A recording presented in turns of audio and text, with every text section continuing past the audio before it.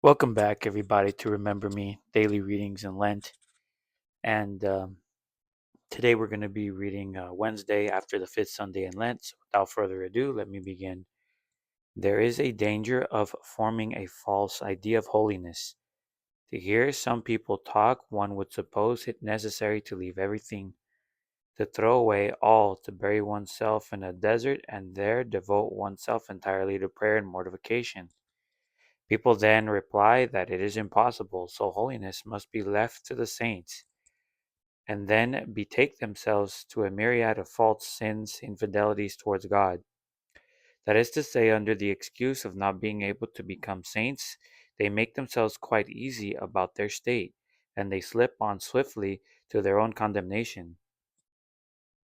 This is an error invented by the spirit of lies, accepted by the world, favored by passions, which ask not to better than to find a plausible pretext for satisfying the conscience.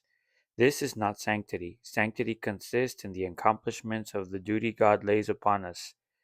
In this way, one who fulfills well the duties of his station, and, much more, one who fills them well for God, will become a real saint. Nothing more is needed. This is by Persestak. And then the last by Saint Isidore. The secret of being always with God is assuring his continual presence in our hearts, is constant prayer. I think we talked about this. I don't think I'm going to spend too long on this episode because I think throughout the entirety of Lent we've been talking about that, about how feasible really it is to reach a state of holiness higher than the usual person. What this is when you hear people like well, I was calling it pusillanimity, right? That's the word for it. A lot of people have that because a lot of people don't want to hold themselves to a higher standard, unfortunately. And if you don't hold yourself to a higher standard, if you always look at yourself with this, right, because pusillanimity is usually it's usually confused with humility. That's what Saint Thomas Aquinas said, if I'm not mistaken. So I'm taking what I'm borrowing, not taking. I'm borrowing what he said about it. Is that most people there? Oh well, I'm lowly and I can't do anything, and well, I guess I could never be a saint, and that's those are lame excuses. You can be a saint. Sometimes it takes longer to reach that status. Sometimes it's harder. Sometimes God gives you a shorter path. Sometimes He gives you a longer path. But it must be understood that we have to keep going. We have to retreat more from the world. And just because, like for me, just because I can never reach the point of levitation as some saints have reached to, doesn't mean that I should stop praying. Just because I can't reach the level of knowledge, the level of intelligence of Saint Thomas Aquinas, doesn't mean that I should stop doing it. It's ridiculous, right?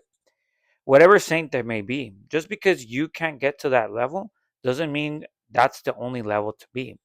And that's the beautiful thing about saints. Saints have, there's all kinds of saints at all kinds of levels, at all kinds of states of life. There are married saints, there are priestly saints, there are nuns who are saints, saints of all kinds, right? And God allows there to be a plurality of saints, mainly because He wants you to understand that there are thousands upon thousands. I can't even tell you how many Canaanite saints there are.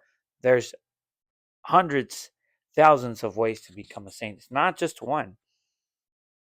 What people like to do is they like to single out like the best known saints and stuff like that. Yeah, like Saint Thomas Aquinas. I could never be as smart as he, so why even read the Bible? Saint Alphonsus Liguori. I can never know as much about Our Lady of Ham, so why even bother? Other kinds of saints. And all I'm saying is, hey, you know what?